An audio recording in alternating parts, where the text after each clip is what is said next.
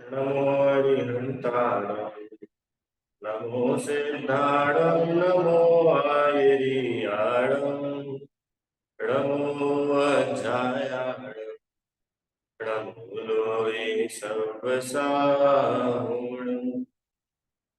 जगत ताने शरण वस्तु कोय ताते दुख राशि भवास को निहारिए एक चित चिन्ह सदा पिंड पर दुप्य नित अशुचि शरीर बिना बुद्धि धारी रागाधिक भाव करे कर्म को बढ़ावे ताते संवर स्वरूप होय कर्म बंध डारिये तीन लोक पाई जिन धर्म एक दुर्लभ है ताते जिन धर्म को न छिन्न विसारिये।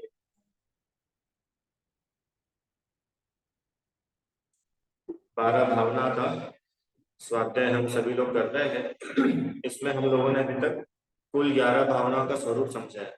अनित्य, अशरण, संसार, एकत्व, अन्यत्व, अशुचि, आश्रव, संवर, निर्जरा, लोक, बोधि दुर्लभ और धर्म। इसमें जो अंतिम धर्म भावना है उसको हम लोग अभी आज प्रारंभ करें। जाचे सुर तरु दे सुख चिंतत चिंता रे बिन जाचे बिन चिंते धर्म सकल सुख ते। हाँ भाई, किसकी बात हुई यहाँ पे? अभी तक बोधि दुर्लभ भावना, बोधि दुर्लभ भावना ने बताया कि ज्ञान वास्तव में दुर्लभ नहीं है, बहुत सुलभ है। क्यों? क्योंकि ज्ञान हम में ही है। तो हम में ही है तो कहीं जाने नहीं है, ना उसको ढूंढने के लिए कहीं जाना है, ना उसकी प्राप्ति के लिए कहीं जाना है। वो उसके लिए कुछ करना ही नहीं है, वो तो है, उपलब्ध है। जानने बस की पुरुषार्थ है। जान ले सो ज्ञान से ज्यादा सुलभ कुछ है ही नहीं संसार। फिर भी बोधि को दुर्लभ क्यों बोला? क्योंकि वैसा दृष्टिकोण होना दुर्लभ है, वैसा सोच होना दुर्लभ है ना? जैसे बोधि दुर्लभ भावना हमने कल देखी थी। आज अंतिम धर्म भावना क्या बोल रहे हैं? जाचे सुर तरु देय सुख चिंतत चिंता रैन। जाचे, जाचे मतलब याचे, याचना करना, मांगना। सुर तरु, सुर तरु मतलब कल्प तरु, कल्प वृक्ष। कल्प वृक्ष भी बिना मांगे कुछ नहीं रहता। बोलते ना कि भैया कल्प वृक्ष है तो मानो सब मिल जाता है, कितनी बढ़िया चीज है। पता है आप लोगों को 10 प्रकार के कल्प वृक्ष होते हैं अलग, जो तीसरे काल में, दूसरे काल में, पहले काल में जैसे भूख भूमि में होते थे। तो वो कल्प वृक्षों में ऐसा था कि मुझे मान लो वहां से गाड़ी चाहिए, तो गाड़ी कल्प वृक्ष के नीचे गया और मैंने बस वहां जाके मांगा मुझे गाड़ी मिल जाए, गाड़ी मिल जाएगी। कपड़े चाहिए एकदम, तो हमने बस कल्प वृक्ष के नीचे जाकर के मांगा, क्या मांगा? कि मुझे कपड़े मिल जाए। जैसी डिजाइन तुमको चाहिए, जैसा कलर तुमको चाहिए, जैसी साइज चाहिए, जो तुम अभी पूरे बाजार में ढूंढ ढूंढ करके थक जाओ तो भी ना मिले, वो वहां पे सिर्फ मांगने पर मिल जाए। ऐसा रहता है वो कल्प वृक्ष। और इसके आगे लिखा चिंतत चिंता रहे। और एक होता है चिंतामणि रत्न। चिंतामणि रत्न सुना है? चिंतामणि रत्न क्या करता है कि हमारी जितने भी दुख है, हमारी जितनी भी चिंता है, वो सारी चिंताएं मिटा देता है। बताओ रिदम, तुम्हारे घर में चोरी हो जाए, कितनी चोरी हो जाए? 10 करोड़ रुपए की चोरी हो जाए, और तुम्हारे पास में चिंतामणि रत्न था, वो रत्न सुरक्षित है। तो बताओ 10 करोड़ की चोरी हुई, उसका थोड़ा बहुत भी टेंशन होगा क्या? बिल्कुल भी नहीं होगा। क्या बात कर रहे हो? क्यों भाई? 10 करोड़ की चोरी में कोई टेंशन होगा कि नहीं? आराम, बिल्कुल भी टेंशन नहीं होगा। क्यों नहीं होगा? कि चिंतामणि है ना। 10 करोड़ तो छोड़ो, हम 1000 करोड़ रुपए बना सकते हैं क्योंकि हमारे पास चिंतामणि है। तो चिंतामणि में होता क्या है कि एक रत्न रहता है, उस रत्न से आप जो कुछ भी आपको चिंता हो, बस वो चिंता जाहिर करो, तो आपकी चिंता दूर हो जाए। मतलब कुल मिला के उसमें भी मांगना पड़ता है, बिना मांगे नहीं, उसमें भी आपको सोचना पड़ेगा। कल्प तरु के पास जाओगे, कल्प वृक्ष के पास, तो वहां पर आपको कुछ मांगना पड़ेगा। बिना मांगे तो कल्प वृक्ष भी नहीं देता। पर ये धर्म इतना बढ़िया है कि ये धर्म बिना याचना करे, बिना चिंता करे, ना आपको कुछ मांगना है ना कुछ सोचना है, और सारा सुख दे देगा। धर्म सकल सुख दे।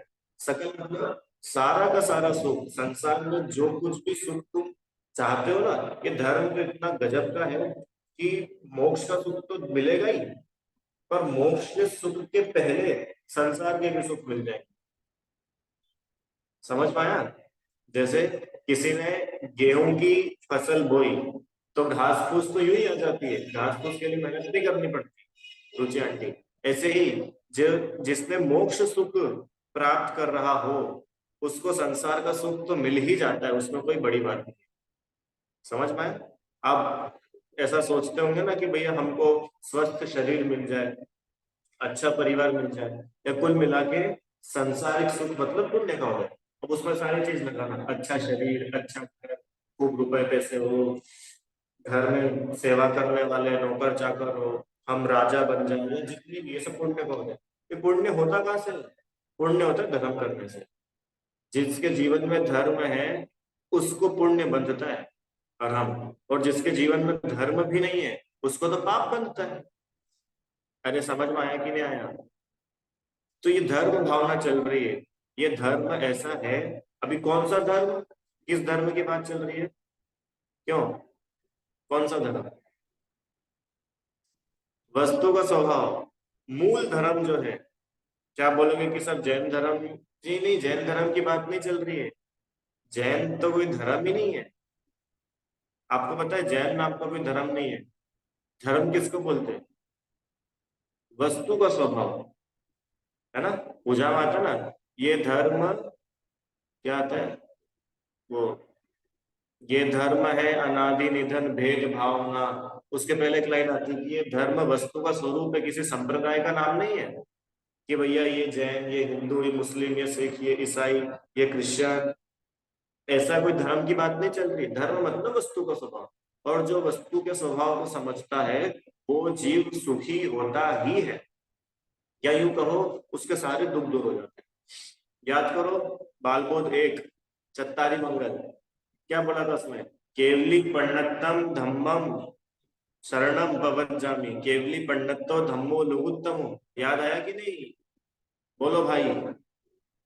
केवली भगवान द्वारा बताया गया जो धर्म है वो मंगल है। मंगल है मतलब सारे सुखों को लाता है, और जितने भी दुख है, जितने भी पाप है, उन सबको गलाता है, उन सबको दूर करता है। तो ऐसे धर्म की शरण में जो जीव जाएगा उसको सारा सुख मिलेगा। सारा सुख मिलेगा मतलब सुख तो मिलेगा ही, मोक्ष के पहले संसार के सारे सुख। अब प्रश्न हो सकता है कि कैसे मिल सकते हैं संसार के सारे सुख?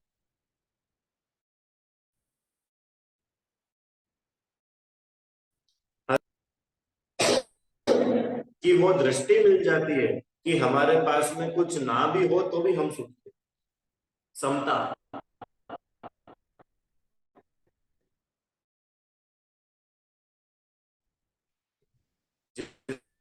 जिसके जीवन में समता है, वो जिस जीवन में समता है वो जीव हमेशा सुखी है। उसको सुख के लिए पैसे की, उसको सुख के लिए कोई फॉरेन ट्रिप की जरूरत नहीं है। वो उसकी झोपड़ी में रहकर के भी सुखी रह सकता है। तो जो ये धर्म समझता है, जो धर्म की शरण में रहता है, उसको सुखी रहने की कला आ जाती है। इसलिए उन्होंने बोला कि ये धर्म सारे प्रकार से सुखों को देता है। ठीक है, चलो आइए अपन अब 12 भावना जो चल रही है उसके आधार से समझते हैं। निज आत्मा को जानना पहचानना ही धर्म है। निज आत्मा की साधना आराधना ही धर्म है। शुद्धात्मा की साधना आराधना का मर्म है। निज आत्मा की ओर बढ़ती भावना ही धर्म है। धर्म की परिभाषा, आत्मा को जानना, आत्मा को पहचानना, और अगली लाइन में आत्मा की साधना, सम्यक दर्शन, सम्यक ज्ञान, सम्यक चरित्र, ये तीनों धर्म है। एक शब्द में बोले तो रत्नत्रय। रत्नत्रय धर्म है, रत्नत्रय ही संवर है, रत्नत्रय ही निर्जरा है। ये समझ, ये कैच करा आपने? इसके पहले भी जितने छंद आए थे, अरम रिदम, ऊपर उन्होंने सब छंदों में से लिखा, आत्मा को पहचानना, आत्मा को जानना और आत्मा की साधना, मतलब सम्यक दर्शन, सम्यक ज्ञान और सम्यक चारित्र, ये तीनों ही सच्चे धर्म है। रत्नाकरण श्रावकाचार्य जी ने शुरू शुरू में धर्म के बारे में बताया, तो उसमें धर्म के अलग अलग एंगल्स दिखाए। वस्तु का स्वभाव धर्म है, अहिंसा धर्म है, ये तो सुना ना, अहिंसा परमो धर्म, अहिंसा धर्म है। और 10 लक्षण धर्म है, उत्तम क्षमा ये धर्म है, उत्तम मार्दव आर्जव शौच सत्य, और रत्नत्रय धर्म है, रत्नाकरण श्रावकाचार्य जी ने बताया। तो क्या बोला उन्होंने कि मूल तो सम्यक दर्शन, सम्यक ज्ञान और सम्यक चारित्र ही धर्म है, और रत्नत्रय से हट करके जो कुछ भी हो रहा है वो धर्म नहीं है। दिव्यांश, किसको बोलते हैं धर्म? रत्नत्रय ही धर्म है, आत्मा की साधना, आत्मा की आराधना, आत्मा को जानना पहचानना, ये सच्चा धर्म है। और बाकी जो कुछ होता है वो, कि वो धर्म नहीं है, धर्म नहीं है वो। कि नहीं नहीं सर क्या बात कर रहे हो, हमने तो 5 पूजा करी, तो 5 पूजा करने से धर्म हो जाएगा ऐसा नहीं है। तो क्या करें, पूजा करना बंद कर दे, कि फिर तुम पाप करोगे? 5 पूजा करोगे तो कम से कम धर्म के माहौल में रहोगे, धर्म की प्राप्ति के पूरे पूरे चांसेस है, रुचियां की। और जो व्यक्ति मंदिर भी नहीं जा रहा है, पूजा भी नहीं करता है, स्वाध्याय भी नहीं करता है, सत्संगति नहीं करता है, वो तो धर्म से कोसों दूर है।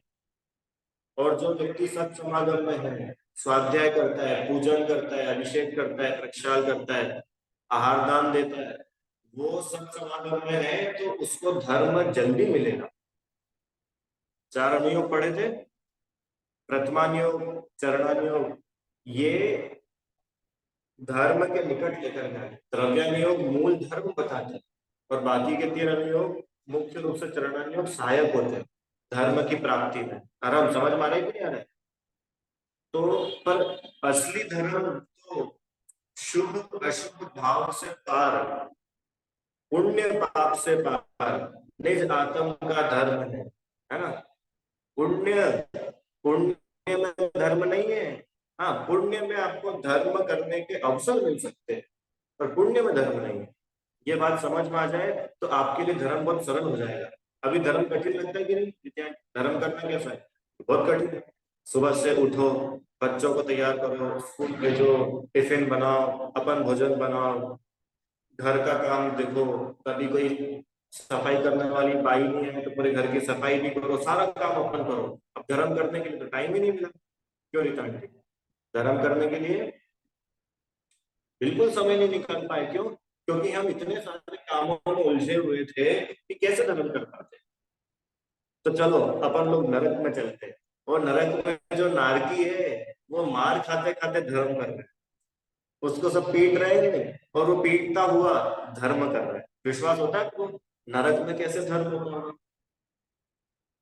बोलो, नरक में कैसे धर्म? नरक में धर्मात्मा जीव मिलेंगे कि नहीं मिलेंगे? हाँ, बहुत लोग बोलते हैं कि हम तो फॉरेन जाएंगे रहने के लिए, तो फॉरेन में तो धर्मात्मा लोग नहीं मिलेंगे। मेरा प्रश्न है कि नरक में धर्मात्मा लोग मिलेंगे कि नहीं मिलेंगे? मिलेंगे? बोलो। बड़े बड़े शहरों में तो धर्मात्मा लोग नहीं मिलते। कि जिन धर्मात्मा की आप बात कर रहे हो वो तो व्यवहार में कहे जाते हैं धर्मात्मा, कि भाई मंदिर जाते हैं, सदाचारी है, पाप नहीं करते, तो वो धर्म। उनको तो नाम देना चाहिए पुण्य आत्मा, पुण्य करते हैं। पर धर्म तो पुण्य से भी बहुत ऊपर है दिव्यांश। धर्म किसको बोलते हैं? धर्म बोलते हैं आत्मा की ओर बढ़ती हुई भावना, उसका नाम धर्म है। क्या लिखा है? जो जो भाव आत्मा की ओर ले जा रहा है उसको धर्म बोलेंगे। अब बताओ, पूजा करके तुम आत्मा की तरफ आए कि नहीं, तो तुम्हारा पूजा करना धर्म हुआ। और पूजा करके अगर आत्मा की तरफ नहीं आए, उल्टा आत्मा को पीठ दिखा दी रीता आंटी, अरे हम तो ऐसी पूजा करते हैं कि हम जैसी कोई नहीं करता। तो ये मान कषाय जो है ना, तो ये पूजा आपको अधर्म में लेके गई। अगर पूजा को धर्म का साधन बनाना है तो आत्मा की ओर आना होगा, और अधर्म का साधन बन गई तो वो कषाय आएगी, पाप होंगे, मिथ्यात्व होगा। समझ में आया?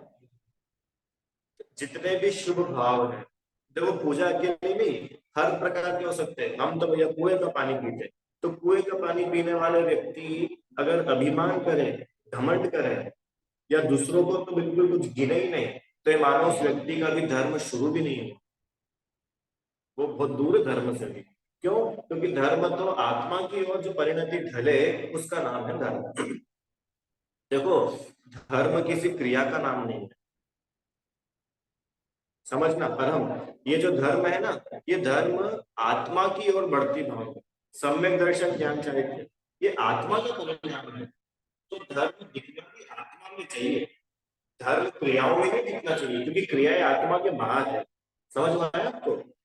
जैसे पानी छान करके पीना, प्रीति आंटी, कुएं से पानी भरना, पानी को छानना, वो जीवाणी करके फिर कुएं में डालना, और फिर वो पानी मर्यादा करके दिन में पीना।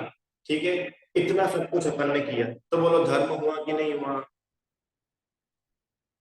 हुआ ना धर्म। कितनी अच्छी बात है, अपन बिस्लेरी का नहीं पीते, अपन बाजार का नहीं पीते।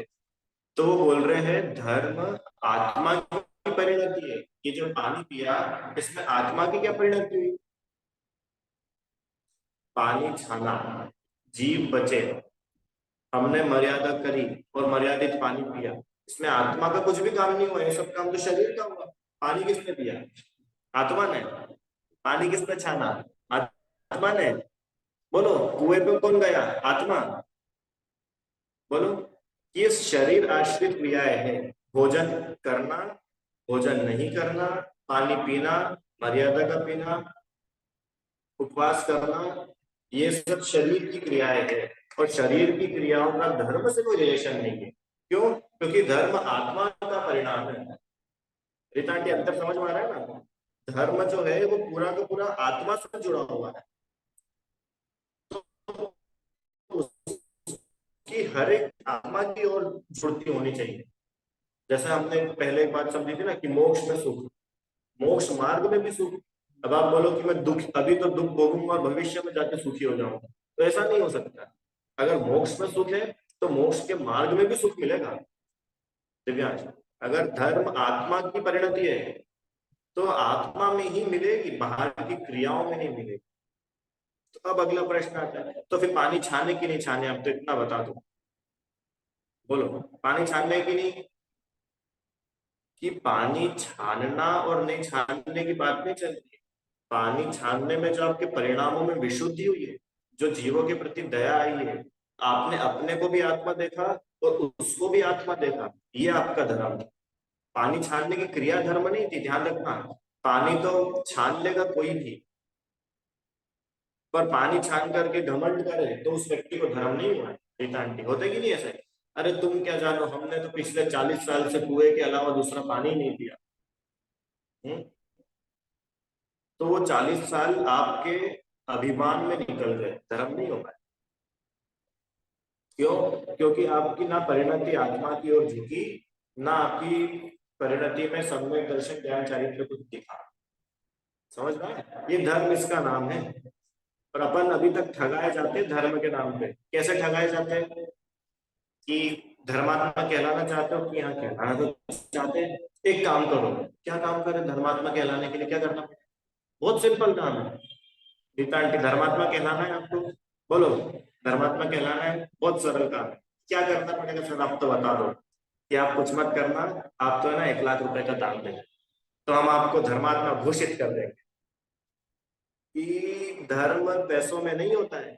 आप मुझे बताओ, 1 लाख रुपए जीव की पुर्गल है, पुर्गल है, तो 1 लाख रुपए के परिणाम में आत्मा का धर्म कहां से हो गया? रिचा की समझ में आ रही है ना बात? अगर 1 लाख रुपए का दान देने वाला धर्मात्मा, तो फिर धर्म तो अमीरों की चीज हो गई, गरीब व्यक्ति कैसे धर्म कर? अरे यहाँ तो नारकी को भी धर्म करवाते हैं। यहाँ तो वो शेर जो अभी 1 मिनट पहले हिरण को मार के खा रहा था, वो शेर भी धर्मात्मा है। इसका मतलब धर्म आत्मा की परिणति है, रुपए पैसे से नहीं जुड़ा। समझ में आया कि धर्म भावना पढ़ करके सारा का सारा टेंशन, सारी का सारा डिप्रेशन दूर होना चाहिए। दूसरों को ज्यादा पूजा करते हुए देख करके आपको घबराने की जरूरत नहीं है। हो सकता है वो 10 घंटे पूजा, 10 घंटे तो नहीं, हो सकता है वो 10-10 पूजाएं करता हो, तो भी वो धर्मात्मा ना हो। क्यों? अभिमान हो सकता है। देखो, होगा ये जरूरी नहीं है। 10 करता हो तो बहुत ही अच्छी बात है, पर अगर अभिमान के साथ कर रहे हैं, दिखावे के साथ कर रहे हैं, तो वो धर्म नहीं है। समझ में आया ना? नहीं तो क्या होगा कि व्यक्ति धर्म से तो दूर हो जाएगा और कितनी जल्दी मैं करोड़पति बन जाऊंगा, उस दौड़ में लग जाएगा। तो धर्मात्मा तो बन नहीं पाए और करोड़पति की दौड़ में चले गए। धर्मात्मा तो बन नहीं पाए और दिखावे की दौड़ में चले गए, तो जीवन चला जाएगा। भाई कल पढ़े थे ना, बुद्धि दुर्लभ भावना, कितनी दुर्लभता से तो मनुष्य बहु मिला, और वो भी दूसरों के कंपटीशन करने में अगर पूरा कर दिया तो पता नहीं कब मिलने वाला है। निकल जाएगा वो तो। मनुष्य भाव, फिर ऐसा देश, ऐसा परिवार, धर्म की रुचि, सब उत्तर उत्तर महादुर्लभ है, कल पढ़ा था ना। इसलिए भैया, धर्म का सच्चा स्वरूप पहचान है। देखो आगे क्या बोल रहे हैं। कामधेनु कल्पतरु संकट हरण बस नाम के, रत्न चिंतामणि भी है चाह बिन किस काम के। भोग सामग्री मिले अनिवार्य है, पर याचना है व्यर्थ की इन कल्प तरु और चिंतामणि की याचना। कामधेनु, कामधेनु माने काम, ये कामधेनु, कल्पतरु, कल्पतरु कल्प वृक्ष, संकट हरण बस नाम के, नाम मात्र के है जो संकट हरण कहे जाते हैं कि संकट दूर हो जाएंगे, तुम्हारी प्रॉब्लम हो जाएगी, तुमको जो चाहिए सो मिल जाएगा, तुम्हारी सारी इच्छाएं नाम के है बस। क्यों नाम के? क्यों है? क्यों नाम के है? कि तुम वहां जाओ और जाकर के मांगो, वो मिले। ये अच्छी बात है कि बिना मांगे सब कुछ मिल जाए, ये अच्छी बात है। जिसे कोई चाह नहीं है उसे चिंतामणि रत्न भी किस काम का? क्यों? इच्छाएं होना अच्छी बात है कि इच्छाएं ही खत्म हो जाए, ये अच्छी बात है। इच्छाएं खत्म हो जाए, इससे बढ़िया बात और क्या हो सकती है? प्रीति आंटी, पहले मुझे भूख लगे, फिर मैं भोजन बनाऊं, फिर भोजन खाऊं और पेट भर के बोलूं वाह आज तो मजा आ गया। और एक ये है कि मुझे भूख ही नहीं लगे। बोलो दोनों में से कौन सी बात अच्छी? भूख ही ना लगना, ये तो कितनी बढ़िया बात है। हाँ, समझ में आया ना? ऐसे ही ये जो धर्म है, ये धर्म कितना महान है कि यहाँ आपको भिखारी बनाना नहीं सिखा रहे, यहाँ पे आपको मांगना नहीं सिखाते। अरे यहाँ पर तो आपकी इच्छाएं दूर हो जाए, इच्छाएं शांत हो जाए, ये मार्ग बताते। समझ में आया क्या? याद आ गया? नहीं, जिन मंदिर भिक्षालय नहीं, शिक्षालय। अरे संसार के सुख तो छोड़ो, यहाँ पे तो सम्यक दर्शन और केवल ज्ञान भी मांगने पर नहीं मिलता है। मालूम है आपको? विशुद्धि, सम्यक दर्शन, केवल ज्ञान, ये मांगने पर नहीं मिलता है। भगवान हमको मांगना नहीं सिखाते हैं, भगवान तो हमको शिक्षा देते हैं। और वो शिक्षा आप सीखो, उस पर चलो, आप खुद भी भगवान बनते। इतना बढ़िया मार्ग है ना? इस नमोकार मंत्र में बोला ना, इस मंत्र में कुछ मांगा नहीं गया है। इतना विशेष है नमोकार मंत्र। नमोकार मंत्र में कभी भी कुछ नहीं मांगा गया है ना? चलो, भोग सामग्री उपलब्ध तो हो जाती है, पर बिना मांग के नहीं, याचना करना पड़ती है। भोग सामग्री तो मिल जाएगी, ऐसा नहीं कि कल्प वृक्ष के पास जाओगे और खाली हाथ लौट के आओगे। जो चाहिए सब मिलेगा, पर मांगना पड़ेगा। अरे मांगने को तो मरने से भी ज्यादा बुरा कहा है। जो स्वाभिमानी व्यक्ति हो उसके पास जाकर के देखो, मांगेंगे नहीं, मरना मंजूर है पर मांगेंगे नहीं। अरे मांगना कोई अच्छी बात है क्या? मांगना शोभा देता है क्या अपने को? स्वाधीनता का मार्ग है, पराधीनता का मार्ग नहीं है। कल्प वृक्ष के अधीनता में, कल्प वृक्ष को पा करके बड़े सुखी हो रहे हो, ये कल्प वृक्ष चले जाएंगे उसके बाद दुखी हो जाओगे। अरे आप तो सुख का वो परमानेंट रास्ता निकालो ना, कि आप कभी दुखी हो ही नहीं। पता है जब तीसरा काल खत्म होने वाला था और चौथा काल आने को था, कल्प वृक्ष धीरे धीरे खत्म होने लग गए थे। कहानी पता है सभी को। फिर आदिनाथ, ये राजा थे ना उस समय, तो उन्होंने असी मसी कृषि शिल्प वाणिज्य और कौन सी होती छठी, वाणिज्य शिल्प और असी मसी कृषि, जो भी है देख लेना अच्छे। असी मसी कृषि शिल्प वाणिज्य और बोलो, याद है रीता आंटी छठा नाम? कला। कला। कला। कला, ठीक है। असी मसी कृषि शिल्प वाणिज्य और कला, ये नहीं, कला तो नहीं, 6 कलाएं थी, तो 5 तो ये थी और छठी का नाम कला नहीं है, कुछ और है शायद। जो भी है देख लेना आप लोग, मिल जाएगा। तो ये 6 चीजें उन्होंने सिखाई थी। ब्राह्मण सुंदरी को सिखाया था और पूरी प्रजा को सिखाई थी। क्यों? कि पूरी प्रजा परेशान हो गई थी कि अभी तक तो हम कल्पवृक्ष के पास जाकर के सब कुछ मांग लेते थे, अब कल्पवृक्ष ही नहीं है। लोग आपस में झगड़ रहे हैं। क्यों झगड़ रहे हैं? कि मुझे कल्पवृक्ष के पास जाना है, किसको भी वहां जाना है, तो पेड़ तो लिमिटेड है। क्यों? क्योंकि अभी तक वो लोग बहुत सुखी थे कल्पवृक्ष के राज में। अब कल्पवृक्ष चले गए, सब परेशान हो गए। इसका मतलब कल्पवृक्ष या चिंतामणि से मिलने वाले भोग वो सच्चे नहीं, वो दुखी करना। समझ में आया? आगे अब देखो, अब धर्म क्या है? धर्म ही वह कल्पतरु है, नहीं जिसमें याचना। धर्म ही चिंतामणि है, नहीं जिसमें चाहना। धर्म तरु से याचना, बिन पूर्ण होती कामना। धर्म चिंतामणि है, शुद्धात्मा की साधना। क्या है धर्म? कि धर्म तो वो कल्प वृक्ष है जिससे आज तक कुछ मांगना नहीं पड़ा। धर्म तो वो चिंतामणि है जो बिना चाहे सब कुछ दे देता है। धर्म में कुछ चाहना नहीं पड़ता है। यूं कहो, जिसमें चाहना हो वहां धर्म नहीं होता। क्यों? क्योंकि चाहना मतलब राग, चाहना मतलब इच्छा। तो राग में धर्म होता है कि वीतरागता में धर्म होता है? तो बिल्कुल बेसिक है, वीतरागता में धर्म होता है ना। कुछ मांगना, ये तो राग है, ये तो लालच है। बोलो विशुद्धि, कषाय में धर्म है कि अकषाय में धर्म है? राग में धर्म है कि वीतरागता में धर्म है? समझ पा रहे कि नहीं अधम? तो ये जो मांगने की प्रवृत्ति है, ये तो राग बताती है। और धर्म तो हमें स्वाधीन बना देता है। यहाँ पर वीतरागी बनाया जाता है, रागी द्वेषी नहीं बनाया। धर्म तरु से याचना, बिन पूर्ण होती कामना। अरे कल्प वृक्ष के पास तो जाकर के मांगना पड़ता है, जब जाके पूरा होता है। और ये धर्म जो है, धर्म की शरण में जो जीव रहता है, उसके तो बिना याचना के ही सारी कामनाएं पूरी हो जाती है। सारी कामना पूरी हो जाती है कि हाँ, सारी पूरी हो जाती है। तुम एक बार धर्म की शरण में आओ तो सही, और सुनो, निस्वार्थ होकर के आना, निकांक्षित होकर के आना। मांगने के लिए आओगे तो बिल्कुल नहीं मिलेगा।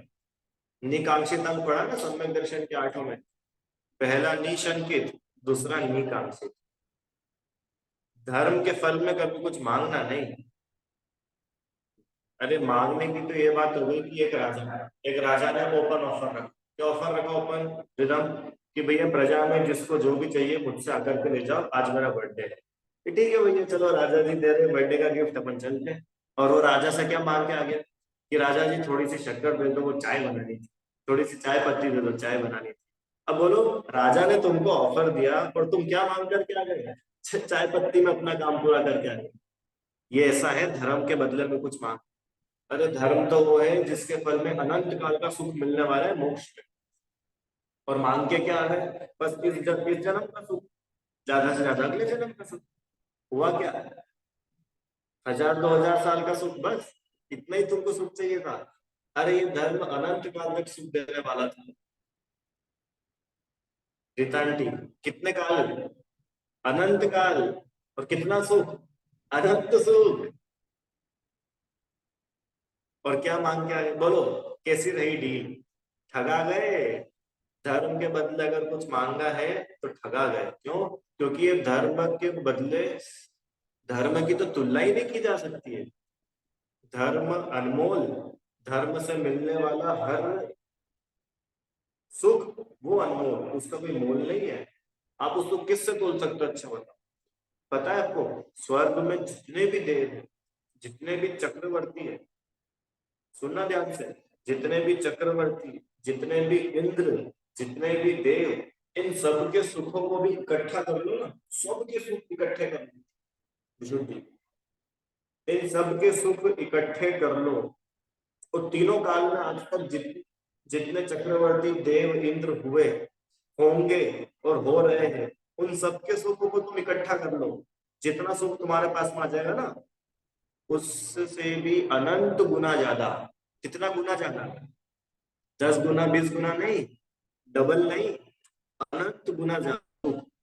एक समय में, एक समय में केवली भगवान भोग रहे हैं, सिद्ध भगवान भोग रहे हैं।